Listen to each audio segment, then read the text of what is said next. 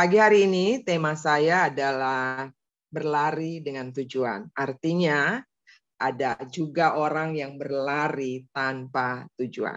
Nah, tema dari CKF tahun 2023 atau visi yang Tuhan kasih untuk gembala kami di GBI CKF ini atau Christ Kingdom Family adalah berlari dan terbang lebih cepat. Ya.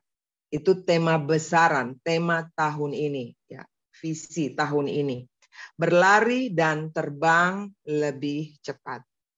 Dan bacaan pagi hari ini Bapak Ibu, kita akan lihat dari Filipi pasal 3 ayat 13 sampai 14. Saya akan bacakan. Saudara-saudara, aku sendiri tidak menganggap bahwa aku telah menangkapnya.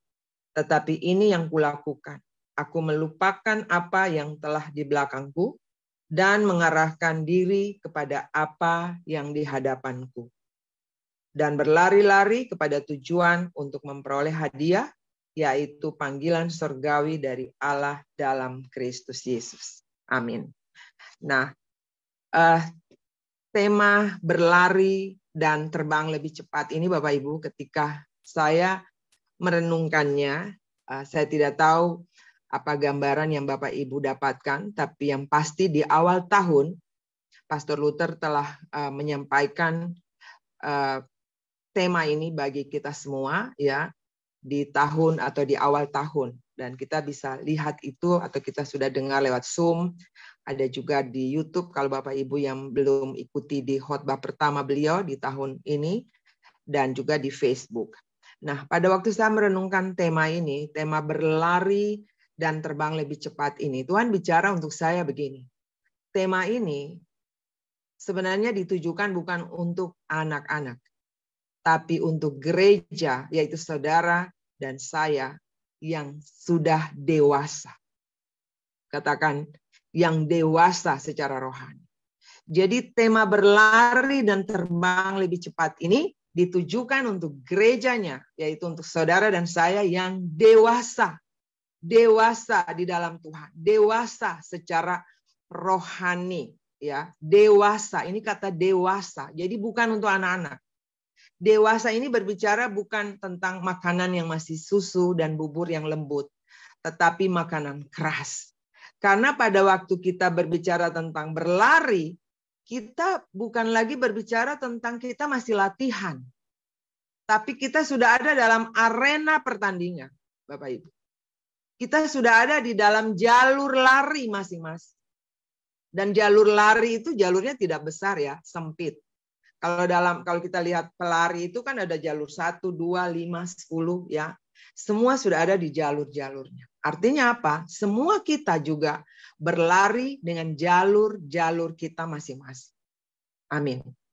Dan kalau bicara tentang berlari, memang secara fisik atau secara kesehatan, saat ini semua orang juga suka lari kan. Lari karena itu baik sekali untuk jantung, kesehatan jantung, atau untuk orang yang mau menurunkan berat badan, olahraga itu untuk sehat ya. Maka berlari itu penting. Tetapi kalau sebagai anak-anak Tuhan yang kita mau berbicara hari ini tentang berlari, saya ulangi bahwa kita sedang ada dalam arena pertandingan. Wow, kita ada dalam arena pertandingan. Jadi, mari kita berlari sedemikian rupa supaya kita akan mencapai tujuan atau garis akhir kita. Nah, Bapak Ibu, di dalam pesan atau tema berlari dan terbang ini, ya, saya mau bilang gini, bahwa saya ulangi, untuk kita sebagai orang dewasa. Nah, kalau kita bicara tentang metamorfose biologi, ya, untuk jadi kupu-kupu itu kan mulai dari ulat, kepompong, dan kemudian kupu-kupu yang cantik. Ya, jadi kalau tema berlari dan terbang lebih cepat ini, kita tidak berbicara lagi tentang ulat, kepompong, tapi kupu-kupu yang cantik, yang mahal, dan siap terbang. Begitu. Kemarin Pak Luther banyak berbicara tentang Raja Wali. Kita seumpama Raja Wali yang terbang. Nah, jadi kalau bicara tema ini, maka kita tidak berbicara lagi tentang Raja Wali yang ada di dalam sangkar yang dibuat dengan begitu nyaman, ada di sana, santai, diam-diam saja. Tetapi Raja Wali yang sudah dibongkar tempat tidurnya, sudah dibongkar sangkarnya, dan dia juga sudah siap terbang. Terbangnya kapan? Justru di dalam badai. Nah, bagi saudara dan saya, orang-orang percaya, orang-orang yang beriman, anak-anak Tuhan hari-hari ini, maka kalau bicara tentang tema berlari dan terbang tinggi ini, tidak lagi berbicara bahwa kita ini masih orang-orang percaya yang masih suka baper, ya.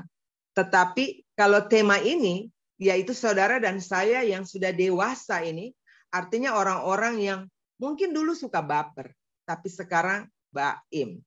Benar ya, di bawah iman. Kemudian mungkin kita dulu juga seorang yang pemarah, seorang yang suka gosip, seorang yang sulit untuk mengampuni. Tapi dengan tema ini, kita tidak ada dalam golongan itu lagi.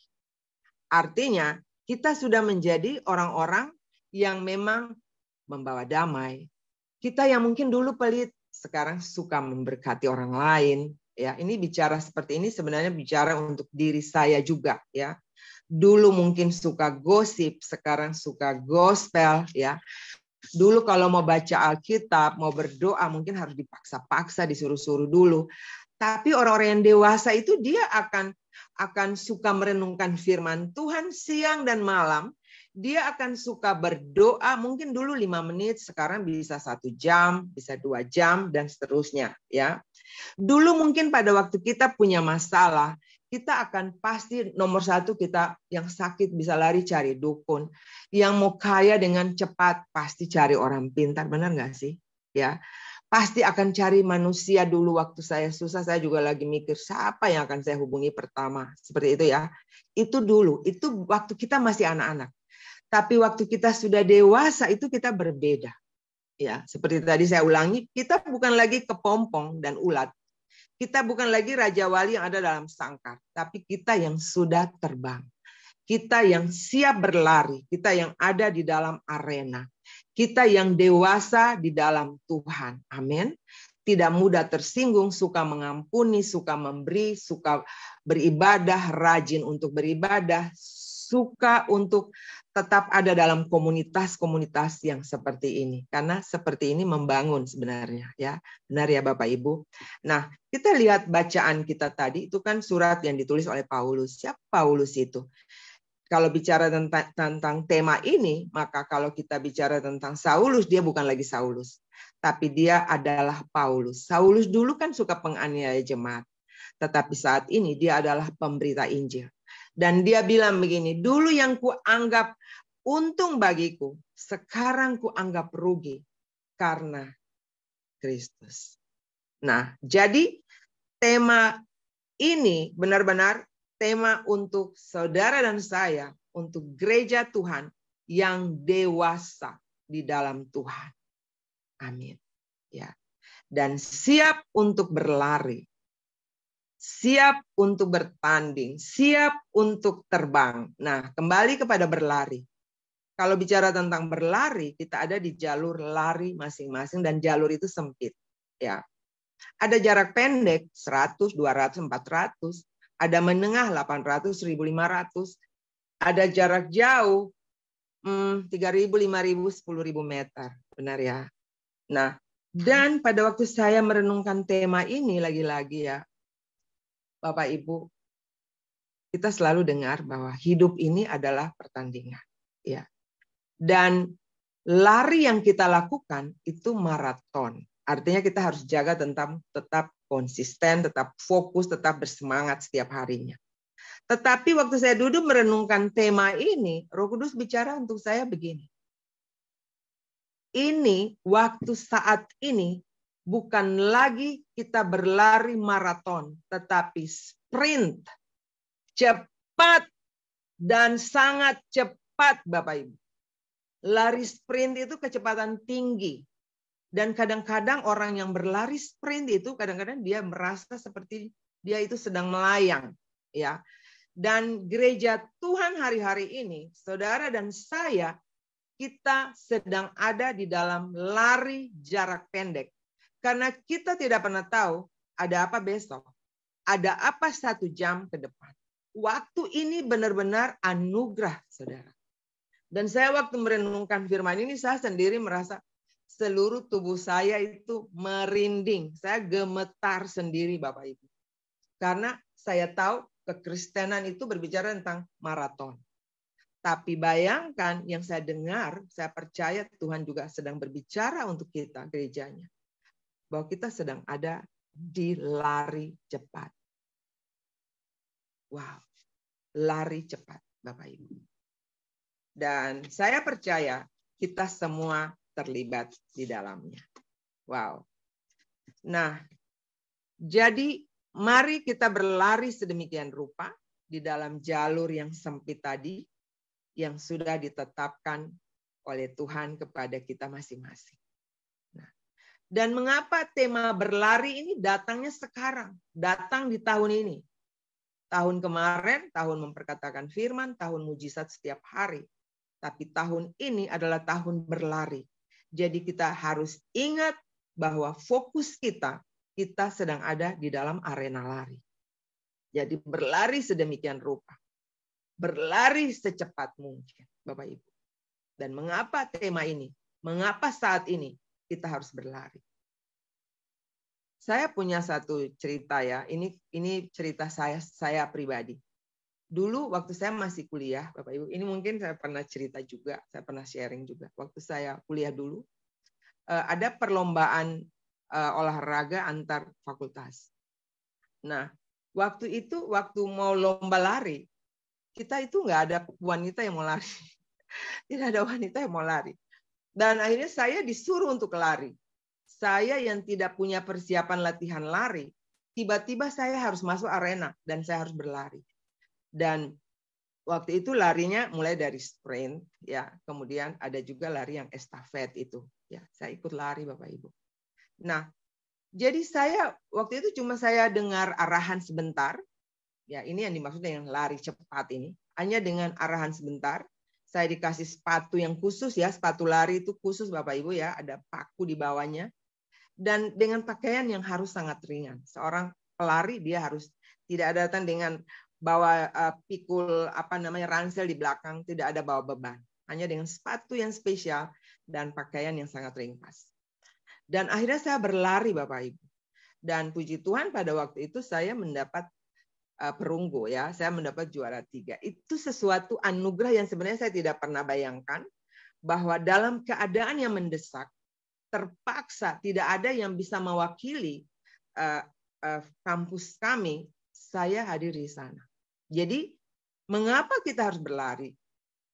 Karena memang ada faktor yang mendesak, ya. Karena tidak ada pilihan lain, ya saya harus masuk arena. Nanti Bapak Ibu juga akan mengalami sendiri kenapa Bapak Ibu akhirnya juga harus berlari. Karena ada sesuatu, ada hal-hal yang mendesak. Saya harus mewakili alma mater saya harus mewakili kampus saya. Dan puji Tuhan, saya memenangkan juga pertandingan walaupun ada di juara yang ketiga. Nah, yang kedua Bapak Ibu, mengapa kita harus berlari? Dan mengapa sekarang? Karena 2 Timotius 3 ayat 1-7 berbicara tentang kita sedang ada di hari-hari terakhir dan di masa-masa yang sulit. Nah, Bapak Ibu bisa tulis di sana. Kita sedang hidup di hari-hari yang terakhir. Masa antikristus juga sedang ada di hari-hari yang terakhir ini. Dan bahwa kita sedang ada di masa-masa yang sulit. Banyak ramalan kita udah lihat di YouTube, ada berita-berita di TV, ya. Ada banyak pesan Tuhan, ada juga nubuatan-nubuatan Tuhan untuk anak-anak Tuhan hari-hari ini, ya. Bahkan Menteri Keuangan juga sedang berbicara hari-hari ini bahwa dunia resesi atau resesi global ini sedang terjadi di seluruh dunia, ya. Dan itu tidak menutup kemungkinan kita juga masuk di dalamnya. Ya. Dan wow, pesan Tuhan Ada banyak, saya percaya Bapak Ibu juga sudah mengikuti ya. Ada hal-hal yang menakutkan, bahkan dikatakan tahun ini tahun yang penuh dengan kegelapan, tetapi ada juga yang mengatakan bahwa tahun ini tahun untuk kita berlari dan terbang lebih cepat. Ini tahun kesempatan, ini tahun anugerah untuk apa yang belum kita capai. Ayo, sekarang ini waktunya. Ya, sebelum pintu bahtera itu tertutup, Bapak Ibu. Dan saya ingat beberapa waktu yang lalu, Bapak Ibu, saya mendapat juga satu pesan sebelum akhir tahun itu, bahwa ini masa anugerah. Ini masa anugerah untuk kamu pakai sedemikian rupa. Pergi, jangkau orang-orang yang masih ada di luar sana, terutama saudara-saudaramu, keluargamu, teman-teman. Jangkau sebanyak mungkin. Karena mungkin sesudah ini kita tidak akan lagi bebas untuk bisa menjangkau orang atau bisa memberitakan Injil dengan bebas. Kalaupun pada waktu itu kita akan memberitakan Injil, itu sudah masuk di masa-masa yang sulit. Kita lihat hari-hari ini larangan-larangan untuk ibadah-ibadah di rumah-rumah pun sudah dilarang. Ya, walaupun ada peraturan-peraturan yang sedang dibuat hari ini. Tetapi masa-masa ini akan terjadi. Kesulitan-kesulitan yang sedang terjadi, yang sedang melanda. Makanya, waduh Bapak Ibu, kita bersyukur sekali bisa mendapat tema besaran tahun ini. Sehingga kita tahu kita sekarang sedang ada di posisi yang mana. Dan kita sedang bergerak kemana. Sehingga kita juga bisa bergerak dengan arahan Tuhan dan bergerak dengan cepat. Dengan cepat Bapak Ibu. Ya. Ajaran-ajaran sesat juga semakin banyak saat ini. Kalau kita tidak sungguh-sungguh dengan firman Tuhan, kita juga bisa hilang jalan. Wow. Tuhan tolong kita semua supaya tidak ada yang terhilang.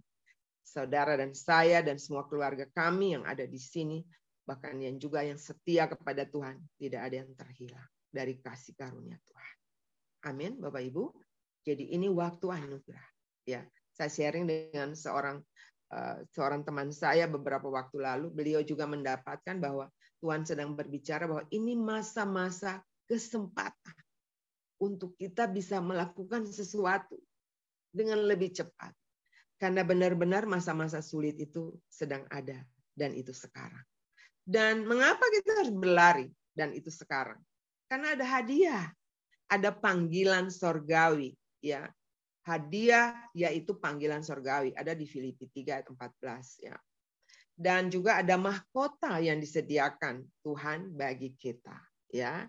Jadi mari kita pergunakan kesempatan ini untuk kita juga bisa punya mahkota. Luther sudah dengan sangat jelas menceritakan tentang 5 mahkota ya, mahkota kebenaran, abadi, sukacita, apalagi kemuliaan, bahkan mahkota kekal. Dan mahkota yang untuk orang-orang yang membawa jiwa bagi Tuhan adalah mahkota sukacita. Jadi saya percaya saudara dan saya juga sedang berusaha untuk bisa memperoleh mahkota ini. Nah, itu alasan mengapa kita harus berlari. Dan mari kita belajar dari Paulus dari bacaan tadi Filipi 3 ayat 13 di sini dia katakan, "Tetapi ini yang kulakukan." Paulus melihat dirinya sebagai seorang pelari. Ya, dia melihat dirinya sebagai seorang pelari. Dia melihat dirinya sebagai seorang pelari. Dan dia mengerahkan seluruh kekuatannya, pikirannya, ya, agar dia tidak gagal mencapai tujuan ilahi yang telah ditetapkan Tuhan baginya. Nah, jadi itu yang dia lakukan. Kita bisa baca dalam bacaan tadi Filipi 3 ayat 13 dan 14. Dan di sana dan kita lihat bahwa dia melakukan bagaimana dia harus tidak boleh gagal dalam mencapai tujuan atau panggilan ilahi untuknya. Bapak Ibu Saudara yang Tuhan Yesus cintai. Jadi untuk berlari ini maka Paulus mengajarkan kita untuk menanggalkan semua beban dan dosa yang begitu merintangi. Jadi seorang pelari itu supaya dia bisa berlari dengan cepat, dia harus menanggalkan beban. Benar ya? Dia harus menanggalkan beban yaitu kalau di dalam Ibrani 12 ayat 1 dikatakan, marilah kita menanggalkan semua beban dan dosa yang begitu merintangi kita, dan berlomba dengan tekun dalam perlombaan yang diwajibkan bagi kita. Ayat 2-nya berkata, marilah kita melakukan dengan mata yang tertuju pada Yesus yang memimpin kita dalam iman dan membawa iman pada kesempurnaan. Jadi ini Paulus sedang berbicara tentang apa yang dia lakukan untuk mencapai tujuan, yaitu panggilan surgawi bagi dia. Jadi Bapak Ibu, dia berkata di dalam Ibrani tadi untuk kita menanggalkan beban. Mengapa seorang pelari itu dia memang harus meninggalkan atau menanggalkan beban, ya, kecuali sepatu dan mungkin pakaian yang sangat ringkas. Karena Bapak Ibu, pada waktu kita berlari itu ada macam-macam gangguan dan juga pencobaan, ada tekanan-tekanan kejiwaan di dalam kehidupan kita, ya. Di dalam berlari kita harus betul-betul menanggalkan semua beban, termasuk kekhawatiran hidup, ya, kekayaan, kemudian keinginan jahat yang mengancam dan menghalangi kita kepada Tuhan. Nah, kita bisa lihat dalam Markus 4 ayat 19. Di sini dikatakan, lalu kekhawatiran dunia, tipu daya kekayaan, dan keinginan-keinginan akan hal-hal yang lain masuk menghimpit firman itu sehingga tidak berbuah atau tidak mencapai tujuan. Jadi seorang yang berlomba, kalau dia berlari dengan beban yang dikatakan di sini adalah seperti tekanan kejiwaan, kekhawatiran hidup, kekayaan, keinginan-keinginan yang jahat, maka ini akan membuat dia terhimpit sehingga firman Tuhan yang kita dengar setiap hari ini itu akan tidak ada di dalam hidup kita. Kita semakin terhimpit sehingga kita tidak akan mencapai tujuan akhir. Kita tidak berbuah, ya. Jadi bayangkan bahwa beban-beban yang kita harus tanggalkan, saya juga waktu baca kitab Markus 4 ayat 19, kemudian Lukas 8 ayat 14, ternyata masalah-masalah yang terhimpit atau beban-beban ini adalah kekhawatiran yang paling pertama, kekayaan juga, dan juga kenikmatan hidup, sehingga mereka tidak bisa fokus kepada Tuhan. Nah, orang yang khawatir artinya dia juga meragukan tentang Tuhan. Orang yang pengen kaya, akhirnya juga dia bisa melakukan banyak cara sehingga bisa menjauhkan dia juga dari kasih karunia. Tapi bukan berarti bahwa anak-anak Tuhan tidak harus kaya. Kita juga kaya, tetapi kaya dengan cara-cara yang benar. Katakan amin. Jadi kita harus hati-hati dengan beban-beban yang saat ini sedang ada di dalam kehidupan saudara dan saya. Saya tidak tahu apa beban atau tekanan-tekanan kejiwaan yang Bapak Ibu dan saya sedang hadapi hari-hari ini. Apakah di dalamnya juga ada tekanan-tekanan kejiwaan, ya? Ada kekhawatiran hidup yang berlebihan karena mungkin sakit, ada masalah-masalah keuangan, ada masalah keluarga, ada masalah-masalah yang menghimpit kita sehingga firman Tuhan itu tidak dapat berbuah, dan atau kita berlari dan kita tidak akan mencapai tujuan. Hari ini firman Tuhan mengajarkan kita melalui Paulus tadi bahwa kita harus menanggalkan semuanya supaya kita dapat berlari dan sampai kepada tujuan yang memang Tuhan sudah siapkan untuk kita harus ada di sana. Jadi jangan sampai tekanan-tekanan ini, beban-beban ini menghimpit kita sehingga kita tidak lagi dapat melihat Tuhan. Karena kita melihat masalah sudah lebih besar daripada Tuhan yang kita percayai. Dan luar biasanya, Paulus ini mengajak kita melalui firman Tuhan tadi bahwa apa yang harus kita lakukan? Kita harus terus maju, ya, dan melupakan apa yang ada di belakang. Mungkin kemarin kita gagal, mungkin ada hal-hal yang buruk terjadi, ada trauma-trauma masa lalu. Dia bilang begini, tinggalkan semua yang ada di belakang, ya. Lupakan dunia yang jahat dan lupakan kehidupan lama yang berdosa tadi, ya. Karena ingat tema kita hari ini adalah berlari. Lupakan masa anak-anak, lupakan masa pada waktu kita berdosa.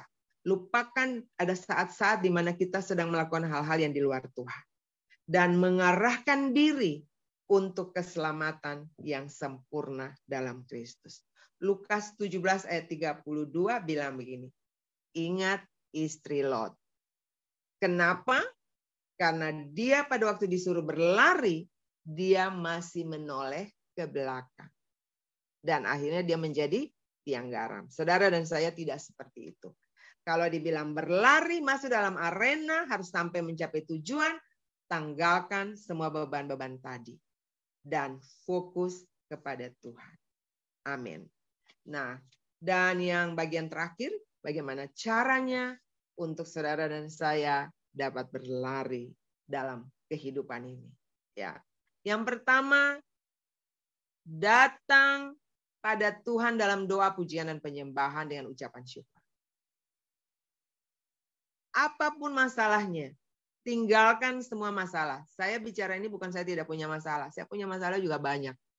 Tapi saya sedang belajar untuk mempraktekkan bagaimana saya harus berdoa. Justru masalah datang, berdoa tambah naik lagi, tambah naik ke menara. Tambah tingkatkan jam-jam doa.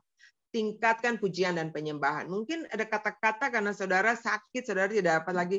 Mungkin mau berdoa, mau berbicara dengan Tuhan, rasanya tuh aduh berat sekali. Aduh saya ada masalah banyak sekali. Rasanya berat sekali. Ingat bahwa kita punya panggilan bukan sekedar makan minum dan kesusahan yang ada saat ini. Tapi panggilan kita adalah untuk mahkota. Amin Bapak Ibu.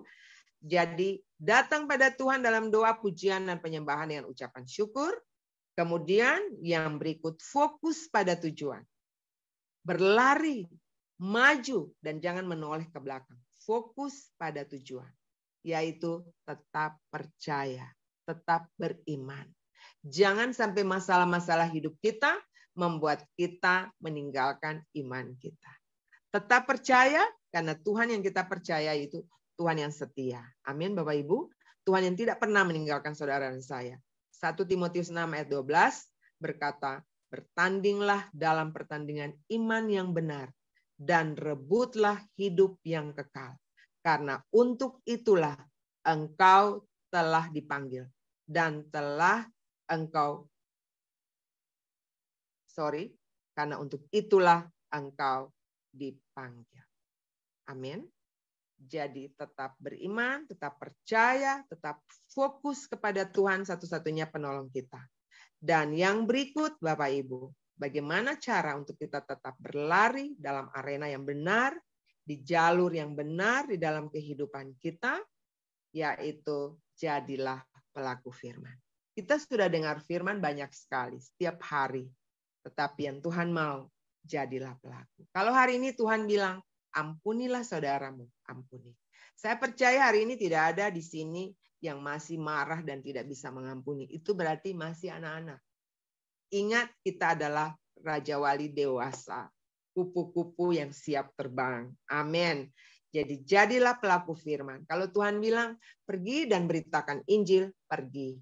Tidak ada waktu untuk duduk manis, Bapak Ibu. Jadilah pelaku firman, tetap bergaul dengan firman Tuhan. 2 Timotius 2 ayat 5, seorang olahragawan hanya dapat memperoleh mahkota sebagai juara apabila ia bertanding menurut peraturan olahraga. Jadi tetap pada firman Tuhan. Tetap membaca firman Tuhan. Tetap menjadi pelaku firman Tuhan. Dan yang paling terakhir, bagaimana caranya? Ingat ini, bahwa Tuhan panggil kita bukan hanya untuk percaya, tetapi juga untuk menderita bersama Dia. Filipi 1 ayat 29. Tuhan Yesus menolong kita semua untuk tetap berlari dengan tujuan yang Tuhan siapkan atau Tuhan janjikan untuk kita semua. Terima kasih, Tuhan Yesus memberkati, dan saya kembalikan kepada Pastor Luther. Iya, puji Tuhan.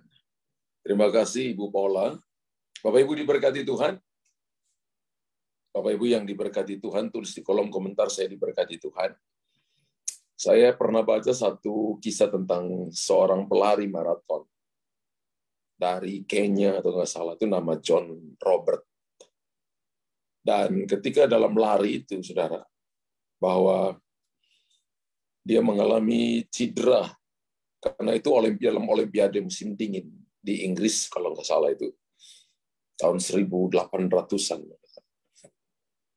Dan yang juara satunya itu udah masuk lebih dulu, kurang lebih mungkin sudah 1 jam lebih sudah masuk. Dan penonton semua yang ada di tribun itu sudah mulai berdiri untuk pulang. Tiba-tiba terdengar mobil polisi, mobil sirine kembali terdengar, dan ada seseorang yang terus berlari dan kakinya pincang. Dan dia masuk dalam gelanggang itu dan menyelesaikan putaran terakhir dalam gelanggang itu. Ketika dia masuk dalam gelanggang itu, seluruh penontonnya berdiri dan memberikan tepuk tangan kepada dia, bukan karena dia juara. Dia pelari terakhir. Semua penonton, ribuan penonton berdiri dan memberikan tepuk tangan kepada John Robert, kalau nggak salah namanya itu, kalau saya tidak salah. Dia menyelesaikan pertandingan itu. Dan selesai itu beberapa wartawan datang kepada dia dan berkata begini, kamu terluka, harusnya kamu nggak usah lagi lari. Kenapa kamu masih tetap berlari? Dan dia berkata begini, negara saya mengirim saya ke tempat ini kurang lebih 7.000 mil. Bukan untuk memulai pertandingan, tapi untuk menyelesaikan pertandingan. Ingat bahwa kekristenan itu bukan memulai pertandingan, tapi menyelesaikan pertandingan. Pertanyaannya, apakah saudara dan saya sudah menyelesaikan pertandingan? Ya, kehidupan kekristenan itu adalah sebuah perjalanan yang panjang. Ya, entah itu 10 tahun, 50 tahun, 30 tahun, 60 tahun, 70 tahun, itu sebuah perjalanan yang panjang. Dan musim ini kita sebut adalah musim berlari. Bapak Ibu dan saya sudah berjalan begitu jauh. Dan berlarinya kita ini adalah berlari dalam long time, waktu yang panjang. Makanya perlu fisik, perlu energi, perlu tenaga, perlu semuanya. Saya tadi lihat bahwa ada seorang pelari maraton yang saat ini mendapatkan namanya Eliud Kipchoge, ya. Eliud Kipchoge ini adalah memenangi lari maraton dan dia menjadi salah satu atlet maraton yang menjadi sejarah karena mempertahankan medalinya selama 2 kali berturut-turut. Dalam 6 Maret 2022 di Jepang, dia menjadi orang nomor 1 juara, ya, pelari maraton. Dengan menyelesaikan waktu 2 jam dan 8 menit 32 detik. Namanya adalah John Kipchoge. Eliud Kipchoge. Dan Bapak Ibu perhatikan baik-baik bahwa orang berlari, tadi Ibu Paula menjelaskan kepada kita bahwa larinya kita ini adalah, ya, orang lari sprint itu hanya lari untuk sesuatu yang dengan kekuatan yang ada itu untuk sesuatu yang cepat, menyelesaikan sesuatu yang cepat. Tapi kekristenan itu adalah sebuah pertandingan yang panjang. Bapak, Ibu, dan saya mungkin lahir secara Kristen, tapi belum tentu kenal Tuhan dengan benar. Kita ada dalam masalah ini, waktunya untuk Bapak Ibu kembali ke posisi, tanggalkan beban, tanggalkan dosa, lalu berlari, berlomba dalam pertandingan yang diwajibkan bagi kita. Dan ingat, apa yang dikatakan oleh John Roberts tadi, kalau tidak salah namanya itu, bahwa dia diutus datang ke pertandingan bukan untuk memulai pertandingan, tapi untuk menyelesaikan sebuah pertandingan. Bapak, Ibu, dan saya diutus ke dunia ini, lahir di dunia ini, bukan untuk memulai pertandingan, tapi untuk menyelesaikan pertandingan. Apa pertandingan yang Tuhan mau untuk Bapak Ibu selesaikan? Selamatkan jiwa. Bapak Ibu harus berdoa. Bapak Ibu harus menjadi orang yang bertahan. Raja Wali itu membangun tempat tinggalnya di bukit-bukit batu yang paling tinggi. Dia tidak hidup selevel dengan ayam kampung. Dia tidak terbang seperti burung emprit, tapi dia terbang menghadapi badai. Dan dia jadikan badai itu menjadi kendaraan untuk membawa dia lebih cepat sampai kepada tujuan. Saya percaya hari-hari ini Tuhan sedang melatih umat Allah untuk mata mereka, pikiran mereka, hati mereka tertuju kepada Tuhan. Ya, orang berlari sambil ngobrol bukan lari, gitu ya. Itu namanya Bapak Ibu dan saya cuma hanya, ya, itu namanya kita hanya cuma jalan pagi atau lari sore. Orang kalau pelari sesungguhnya, matanya tertuju kepada garis akhir. Dia melatih seluruh tubuhnya hanya untuk satu tujuan, untuk mendapatkan mahkota. Itu yang Tuhan mau. Saudara dan saya, mata kita harus tertuju kepada mahkota yang Tuhan sediakan bagi kita. Bukan cuma kita masuk surga, tapi kita juga akan menerima reward, mahkota yang akan Tuhan bagikan bagi kita. Itu yang harus menjadi fokus Bapak Ibu. Sehingga kita tidak lihat kepada masalah, persoalan, tantangan, tapi kita lihat itu sebagai batu pijakan. Lihat Yesus sebagai tujuan dan garis akhir kita untuk kita sampai kepada tujuan. Mari terus berlari dan jangan berhenti berlari. Berlarilah pada tujuan, lihat garis akhir, bangun hidupmu di tempat-tempat yang tinggi dalam doa pujian penyembahan. Saudara dan saya tidak boleh hidup dalam kenyamanan, tapi biar Bapak Ibu dan saya hadapi badai, bentangkan sayap rohanimu dan terbang lebih cepat untuk Anda lebih cepat sampai kepada tujuan. Puji Tuhan Bapak Ibu, Anda diberkati. Haleluya. Bapa di sorga, pagi hari ini kami telah mendengar firman, dan kami percaya bahwa firman-Mu, ya dan amin. Firman-Mu adalah pribadi-Mu sendiri. Materaikan firman-Mu. Jadikan firman-Mu kekuatan bagi kami. Berkati Ibu Paula yang telah menyampaikan isi hati-Mu. Dan berkati keluarganya, berkati anak-anak dan cucunya, supaya mereka tetap dalam tuntunan penyertaan Tuhan. Semua kami yang hadir di pagi hari, kami telah mendapatkan sesuatu yang ilahi. Materaikan firman-Mu dalam hati kami, sehingga kami hidup menyenangkan dan memuliakan nama-Mu. Dalam nama Tuhan Yesus. Haleluya. Amin. Amin. Puji